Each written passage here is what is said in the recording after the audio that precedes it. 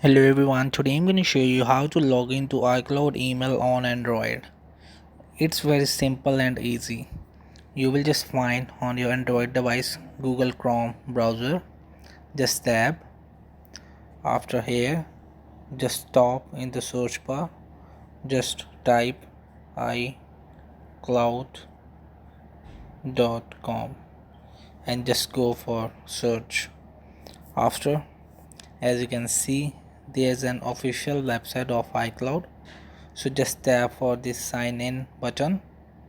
After here, so if you already have iCloud account, so just type your email right over here or phone number, or just get in for the login.